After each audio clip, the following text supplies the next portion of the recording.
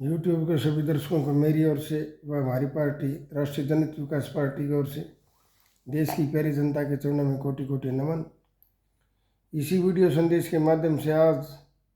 जिस प्रकार देश व देश की जनता इस तानाशाह सरकार जो केंद्र में काबिज है, इसके चलते भय और अराजकता का जो माहौल बना हुआ है, इससे ठीक 2019 की वही स्थिति जो चुनाव से पहले की थी, इनके ओछे हथकंडे जो सत्ता के लिए ये चाहे कुछ भी कर दें, खूनी खेल खेल दें, इनको तो केवल देश की जनता मरे या देश के जवान या किसान, इनका उनसे कोई लेना देना नहीं। केवल और केवल ये चाहते हैं कि हम सब जो सत्ता पे जो विराजमान है, हमारी सत्ता हमेशा हमेशा के लिए बरकरार रहे और उस सत्ता में पीढ़ी दर पीढ़ी हमारा और हमारे वंशजों का, हमारे बेटे पोतों का पीढ़ी दर पीढ़ी राज हो। और हम केवल और केवल वोट तो केवल देश की जनता से लेंगे, नियम व नीति अंबानी और अडानी के कहने पर बनाएंगे और उनको ज़बरदस्ती देश की जनता पर लागू भी करवाएंगे। ठीक उस स्थिति से जो 2019 में देश के लिए एक बहुत ही बड़ा भयानक व काला दिन, जब 40 के लगभग जो देश के सेना के जो जवान इस भारत माता के महान सपूतों को जो इनके नाकामी के चलते अपने प्राणों की आहुति देनी पड़ी। मैं इस वीडियो संदेश के माध्यम से जो केंद्र में बैठी सरकार उससे ये पूछना चाहता हूँ कि पुलवामा हमले का जो काला सच है वो देश की जनता के सामने, तब भी आप उसी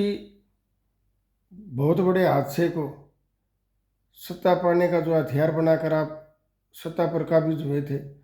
आज भी आप सत्ता पर काबिज हो, तो उनकी जो आपके नाकामी के चलते जो उनको अपने प्राणों की बलिदान देना पड़ा, तो इसके लिए दोषी कौन, क्या वजह थी और क्यों ये इतना बहुत बड़ा हादसा हुआ जिसमें सैकड़ों परिवारों को अपने जो होनहार बेटे थे, भारत माता के महान सपूत थे, उनको अपने से जुदाई का जो गम आज तक वो रह कर भुगत रहे, क्यों इसके लिए उन्हें इस हादसे को झेलना पड़ा। मैं इस वीडियो संदेश के माध्यम से जो केंद्र में जो बैठी तानाशाह सरकार है उसको ये बताना चाहता हूँ कि लोकतंत्र के नाम पर आप मुखौटा ओढ़कर अभी जो आपने राम जन्म भूमि की आड़ में राम का मंदिर बनाने का जो एक सारा श्रेय लेते हुए आपने अपने आप को एक बहुत बड़ा मसीहा जो देश की जनता के सामने रखने का प्रयास किया। मैं इस वीडियो संदेश के माध्यम से बताना चाहता हूं कि राम तो सभी पूरी देश की जनता के लिए आदर्श है, लेकिन राम की ही बनाई जो जिंदा मूर्ति है, चाहे वो किसान के रूप में हो, चाहे जवान के रूप में, चाहे व्यापारी के रूप में, चाहे खिलाड़ी के रूप में, उनको आप तहस नहस करने पर क्यों तुले हो? क्या उसी मान मर्यादा पर चलकर, उनके आदर्शों पर चलकर क्या राम अपनी राज में किसी को भी जो को पीड़ा हुई तो उसकी अवहेलना करते हुए वो मनमाने ढंग से क्या आपकी तरह कोई आचरण करते थे? मैं आपको ये बताना चाहता हूँ कि अगर देश की जनता ने आप पर आंख मूंद कर जो विश्वास किया है, तो आपका पहला यह कर्तव्य बनता है कि आप देश की जनता की अपेक्षाओं पर खरा उतरें और लड़ाई चाहे वो किसानों की हो, अन्नदाता की जो लड़ाई पहले भी थी, बहुत लंबी लड़ाई उन्होंने जो लड़ी, लेकिन इस तानाशाह सरकार ने जब भी उनकी कोई नहीं सुनी, ना उस समस्या का समाधान किया और सैकड़ों सैकड़ों जो किसान अपने जो उनको शहीद शहादत देनी पड़ी, ठीक चाहे खिलाड़ी हो, चाहे व्यापारी हो, चाहे कर्मचारी हो, आम आदमी हो, चाहे दिव्यांग समाज कोई भी हो, वो अपनी अभिव्यक्ति का जो उनका एक संवैधानिक जो हक है अपने हकों के लिए, उस पर स्थानीय सरकार ने कुठाराघात करके, और जो कोई भी जिसने भी कोई अपने हकों के लिए आवाज़ उठानी चाहिए, इस सरकारी जो तंत्र के माध्यम से उनको चाहे ईडी का डर दिखा के, सीबीआई का डर दिखा के, या जो पुलिस या हथकंडे अपना के हर तानाशाह तरीके से उनको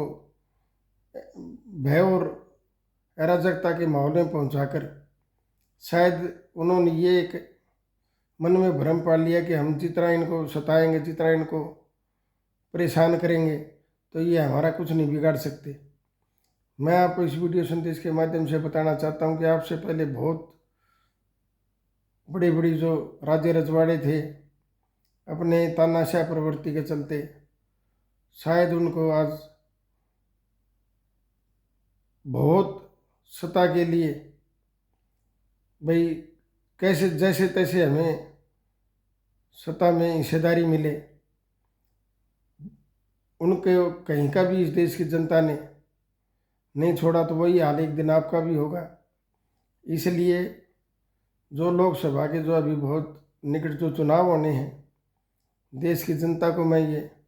इस वीडियो संदेश के माध्यम से बताना चाहता हूँ कि जो आपके अपेक्षा पर खरा नहीं उतरा, चाहे वो कोई राजनेता हो चाहे कोई पार्टी हो, उसको आप जो अभी बहुत सुनहरी मौका है उसको सत्ता से हटाने का और उनकी औकात दिखाने का। तो आप किसी भी, खासकर जो वोट तो आम जनता के हों, नीतियाँ व नीति अंबानी अडानी के इशारे पर बने, और देश में ये जो अंग्रेज़ तो पूर्व में चले गए, लेकिन शायद उन्हीं लोगों से इन्होंने जो सत्ता में बैठे निरंकुश और तानाशाह प्रवृत्ति के जो लोग हैं, उसी राह पर चलते हुए वो ये भी यही चाहते हैं कि जिस प्रकार अंग्रेज़ों ने इस देश में डर व अराजकता का माहौल पैदा करके देश पर राज किया, ठीक उसी प्रकार हम भी सत्ता पर काबिज हो गए तो हम सत्ता को किसी भी हालात में हम छोड़ेंगे नहीं। तो मैं तो केवल यही कहना चाहता हूँ कि वो पंजाब की धरती, वो जो हमारे महान क्रांतिकारी, जो चाहे शहीद भगत सिंह जी हों,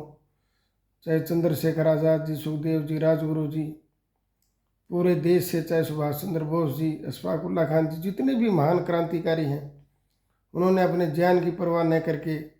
जब उन अंग्रेज़ों से इस देश को आज़ाद करा दिया, तो आप इस भ्रम में कतई नहीं रहें, क्योंकि